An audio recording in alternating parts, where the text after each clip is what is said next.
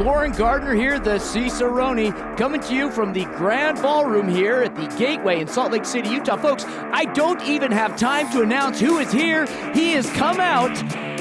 We had planned for this announcement to be made, Tommy Dreamer, to come out later in the show, but he's jumped the gun a little bit and wants to come out and address the devoted faithful beforehand. So, ladies and gentlemen, I just wanted to take this time the hardcore legend officially started to thank everyone for coming out. When the promoters say, hey, we need more chairs, it's a really, really good feeling. It's the same feeling I've gotten when I first started when I was 18. Tomorrow I'll be 51 years old. I've been in this business more than half of my life. And like I said earlier today, I did a seminar and I got to meet the future of this business. And then sitting out here earlier, a lot of people came to me and they told me how myself, ECW, or professional wrestling had affected their lives. And when you're getting older, you're very, very reflective. In my 20s, I gave my entire 20s to ECW. I gave my entire 30s to the WWE. Thank you. And I gave my 40s to myself and to independent wrestling. And though I work in Impact and I've wrestled for AEW and I've wrestled back to the WWE, I was born in independent wrestling, and I look forward when I die to say these towns, I haven't been here in the longest time, and I will work just as hard as if I was at WrestleMania, just like the men and women will work their asses off for each and every one of you. Independent wrestling would not have the respect that it does today if it weren't for this man. Last night, I got to go to the Jazz game. I got to see your Jazz win. It was a really, really cool thing to be a part of. And like I said, now I'm trying to do more things. Tommy. You have got to be kidding me. I am so embarrassed right now. Welcome to Devotion Championship Wrestling. Folks, I apologize. This is uncalled for. And these people have a lot in common. You're all sheep. You are a sheep, sir. You might have been big time everywhere else that you've been, but here at DCW, we are the biggest things around Salt Lake City. Well, I mean, Andrew Sowell, he is big. I mean, if we're talking sheer kilos, he might be right in that aspect. And additionally, he is there hand in hand with the Devotion Championship Wrestling heavyweight champion in Brother Chatwin, so he has some merit. I don't suck. He doesn't suck. We don't suck. Tommy Dreamer sucks. Well, that's just misinformation at its finest, folks. You know what? I'm glad you got to see the Jazz win, because that's the only time you're ever going to see anyone win. Oh, wow.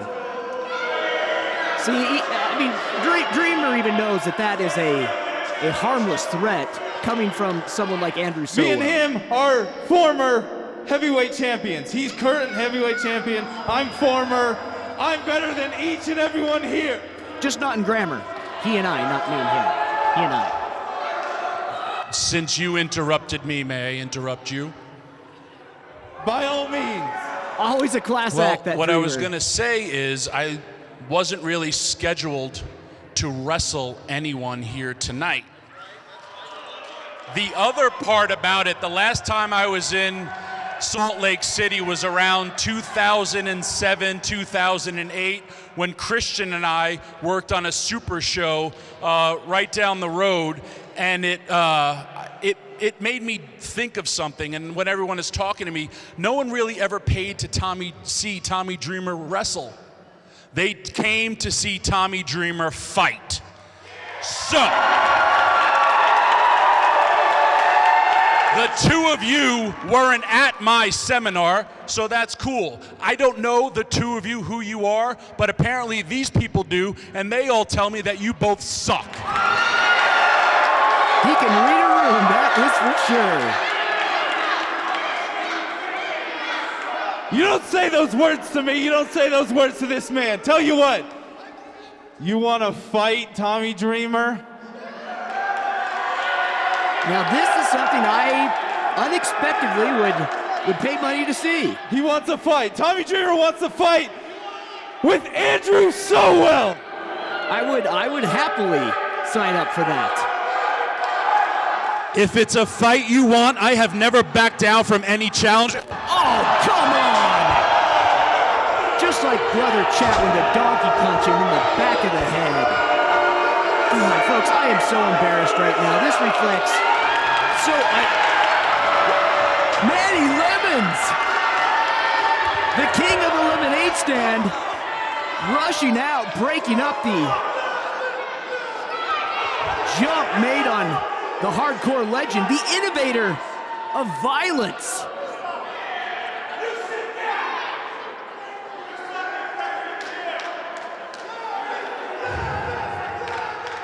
Well, if it's a fight you want, trust me, you just picked a fight with the wrong man. Because you want to come out here and talk crap about me? Cool. You want to sucker punch me? Cool. I got a friend who'll back me up, and trust me. Great. You're the champ. Well, I'm the innovator of violence, and I've been fighting people like you my entire life. So guess what? Salt Lake City, you want to see me and Manny Lemons? Yes. Come on now.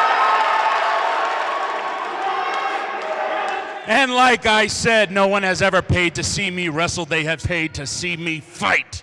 So, I'm feeling a little nostalgic. Salt Lake City, you want to see us go a little hardcore? I have got chills, folks. You want to see us go a little extreme?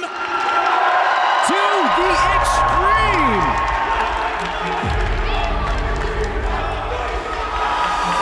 Our newly named co-owner, William Cutting, coming out to the ring. Let's see if we can make this official. A bout between a former champion, current champion, against a legend and a legend in the making. So you two meat sacks want to come out here and disrespect Tommy Dreamer and Manny Lemons like that? So let's make it official. Tommy Dreamer, Manny Lemons versus Brother Chatwin and Andrew Sowell in a tag match. I couldn't be happier. I really, really feel bad for you guys. And when I tell you this, I want to go hardcore, I want to go extreme, I want to go falls count anywhere right here in Salt Lake City. I wouldn't expect anything less from this man, a hardcore Hall of Famer. Because trust me, I'll take your ass across the street and kick your ass in front of Ice Cube. That would be worth the ticket at the Vivint Center, that is for sure. Cool. Match is made. Hey, we could do this right now. I'm dressed for a street fight. Come on, let's go. Folks, come on, let's go. It appears we are going to start the show off with an impromptu, hardcore, Falls Count Anywhere tag team match as the two now get ready to rush in.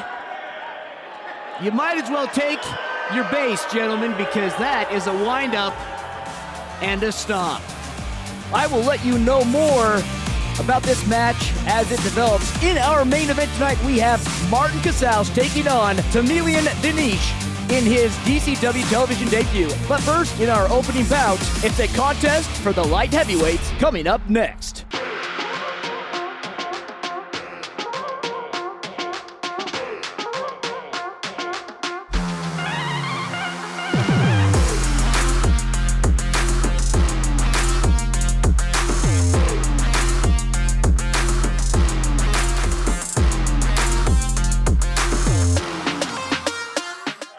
Welcome back, folks, with the bell sounded by our official.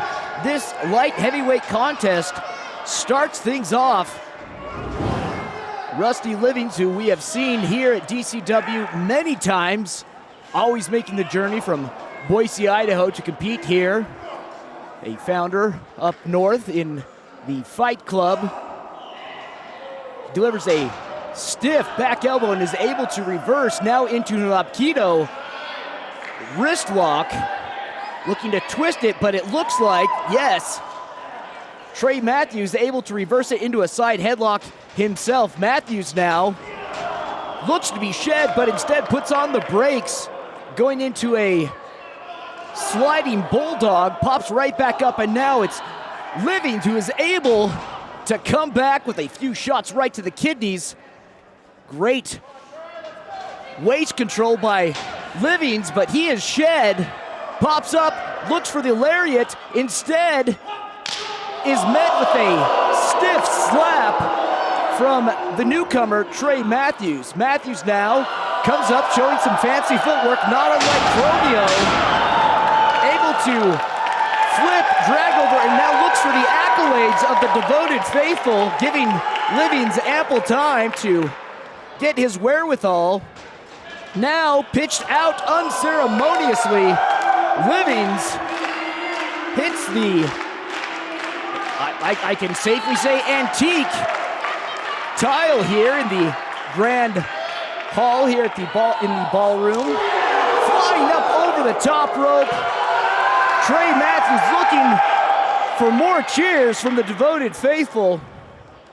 Now bringing the Outlaw back into the ring. Matthews comes in, gets Matthews into the corner, maintaining ring control. Another chop, whispering sweet nothings. He lines up and rushes in, but is met with a stiff boot right from Livings. Comes back again with another chop now. It's Chop-a-Palooza here from Matthews. I think that's up to 5 or 6. Oh, this time Livings meets back with his own, only to be dealt a stiff forearm. Up and over. He's got some fancy footwork of his own with an enziguri over the top rope. Livings looks and hits the sag. That's gotta be it. Making quick work, goes for the inside cradle, the cover. No, folks, we are not over yet.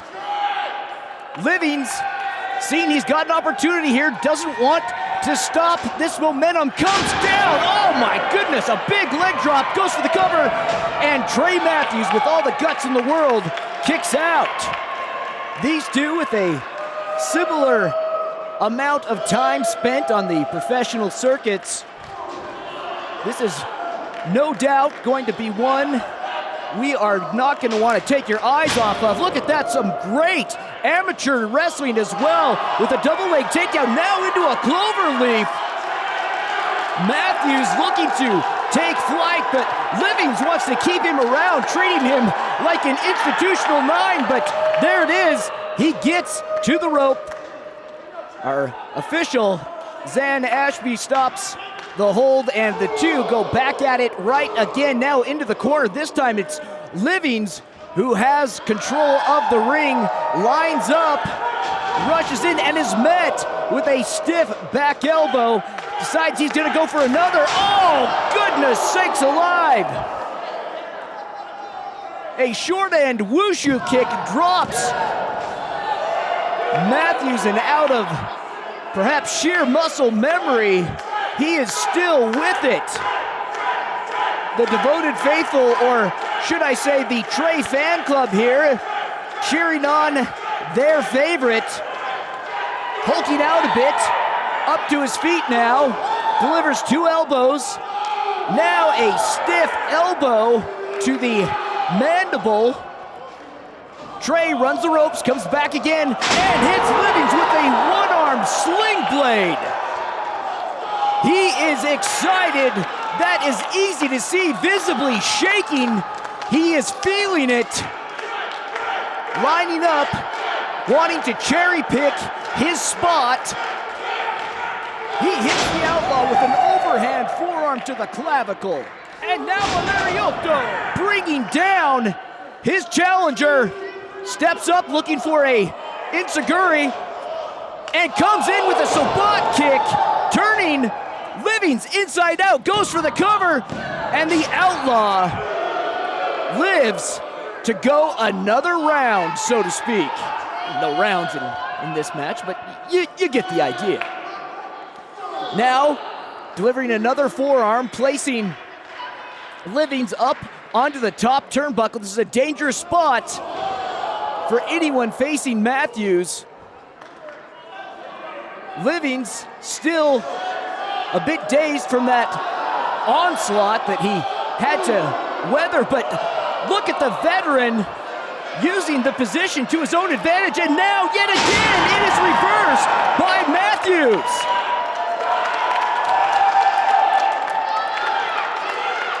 Matthews now ascends to the top rope.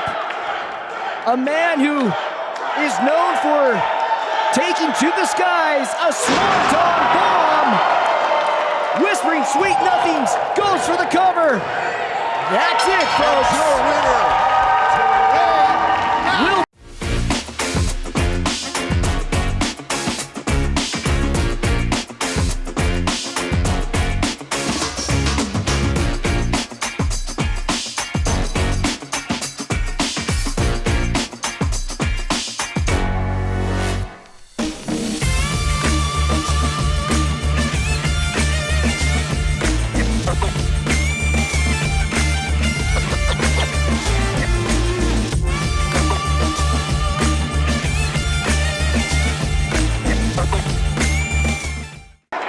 Welcome back, folks. This is our main event here at the Gateway. Martin Casaus and Tamilian Vineesh. These two competitors have been at the height of their careers, riding high, as we have both seen them on not only national but international television, the likes of AAA, New Japan Pro Wrestling, and others. Of course, Casaus is a native to Utah, and thus, no doubt, enjoys a home court advantage. But Casaus will be wise not to sleep on Vineesh. The man is a true mixed martial artist in every sense of the word, having trained in traditional MMA, amateur wrestling, and Muay Thai. Right there, showing a Muay Thai kick to the back of Casaus, now mocking Marty the Moth as Casaus gets to his feet, employing a headlock, but is able to be reversed now into a hammerlock by Casaus. These two heavyweights definitely have seen tape on each other. They've no doubt ran in similar circles out on the independent circuits and the more established circuits themselves, both having had tenures to some extent with the WWE. These two powerhouses are kind of at a, I'm not going to say stalemate, because Casaus definitely has the advantage here. And now Vineesh looking to counter out, but with a single poke to the coccyx, Casaus able to pop up after a swing and a miss from a knee strike. Words going back and forth now. Vineesh, a bit of a renaissance man in and of himself. For those of you not familiar, I mean, the cultural and linguistic diversity of his home country, that being India, there really is nothing comparable to it here in North America. Additionally, the population size of his home country makes any talent, no matter how big, in an extremely large pond. To be able to ascend to the heights that he has done thus far is truly impressive.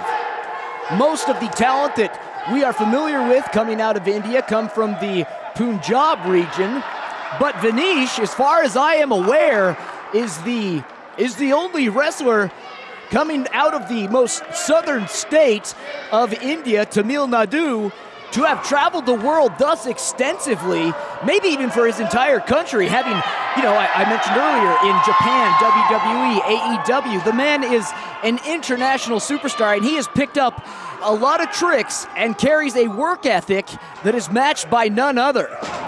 That work ethic on display now as he is doing all he can to get into a saving defensive position as the referee calls for a break. And back into that side headlock, trying to pull Vineesh off the ropes. Our official ref, Jeremy Wimmer, not letting it happen. But instead, apparently our own Resident Nelson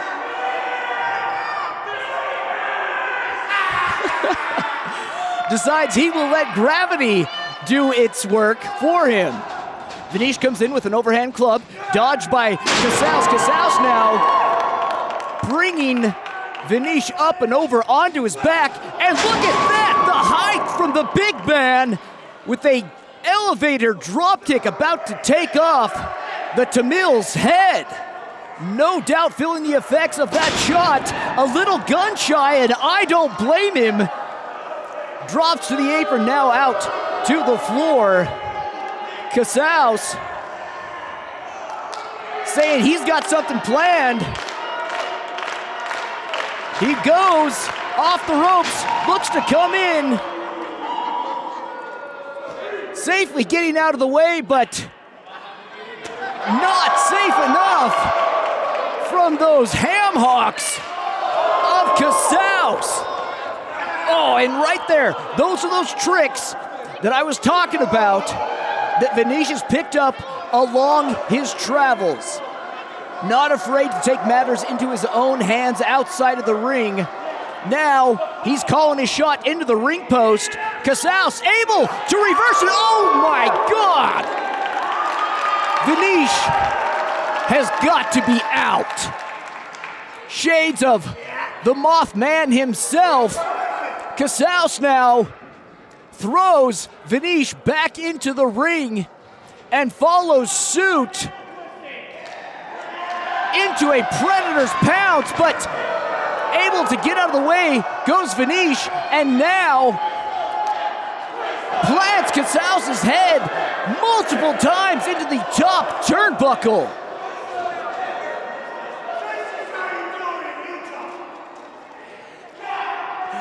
And Casaus now showing that a headbutt ain't no thing for this homeboy. Delivers 10 of his own and says that's how you do it with some stank. Catching a front kick now. This allows Casaus to pitch Vineesh into the turnbuckle. Casaus, who's appeared in many a feature film, frames up his shot, even tests the wind speed, but playing possum. The man from Tamil Nadu now able, oh my good Lord. Shades of Gaeta with a complete shot, but it is not enough to stop Casaus. Only perhaps even firing him up even more. Oh! But a iron ring post into the shoulder will impede any man. Not once, but goes back. Oh! Delivering seconds. Vineesh now on the offensive. Not being put off at all by the hometown. Oh no, no. This is, don't do it. Come, oh my good night. As a man who has suffered many a shoulder injury, oh, I can attest, he is going to be feeling that not just days, not just weeks, but months into the future. But to Vineesh's advantage, he's looking now to exact, a stinger right into that shoulder, goes for the cover, 2, no, able to pop back up, just barely, using all of his hip strength, his abdomen, his shoulder. I mean, it's a smart move by Vineesh. A lot of times you'll see wrestlers who are using only their shoulders to try and kick out of a pinfall, but this time, Casaus knew it wasn't going to be done. He had to use his lower half of his body, his leg strength. He did so, but now Vineesh, with an injured Casaus, still trying to shake the stinger, no doubt running up the side of his neck into his brain. Vineesh climbing to the top rope. This is a heavyweight that's gonna fly, folks. Can Casaus get out of the way, mocking Marty the Moth? Oh my good night! Down right onto his knees, ricocheting his forehead off of the mat. In mocking ricochets of his own, Marty the Moth gets to his feet, comes off the ropes, comes down with a kickstart. Rolling Vineesh into position, 2, and that's Ladies and it, gentlemen, folks. your winner, Martin Casaus! A big win for Casaus. Folks, I've been Lauren Gardner. I'm being told that before we go, our co-owner would like to address what happened at the beginning of the show. Devoted faithful, as I promised you, I was going to bring you legends in this business, and I did none other than bring in Tommy Dreamer. And while he is out there talking to you, what happens? He's interrupted by Andrew Sowell and our very own heavyweight champion, Brother Chatwin. And to boot, he's disrespected further by them trying to blindside him. Now, I can't let that stand. See, Manny came in with the save, not for Tommy Dreamer's sake, but for Sowell and Chatwin's sake. And then when Tommy was ready for the match, what happened? Sowell and Chatwin turned tail, leaving a yellow streak a mile long. But I'm not going to let them slide. They're not going to get away that easy. We're going to have a little tag team action. We're going to have Andrew Sowell and Brother Chatwin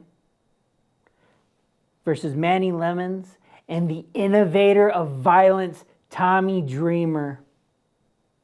I hope and I pray that Chatwin and Sowell learn their lesson and that the disrespect is beaten out of them. Because there's one thing I can guarantee about this match, and that it will be extreme.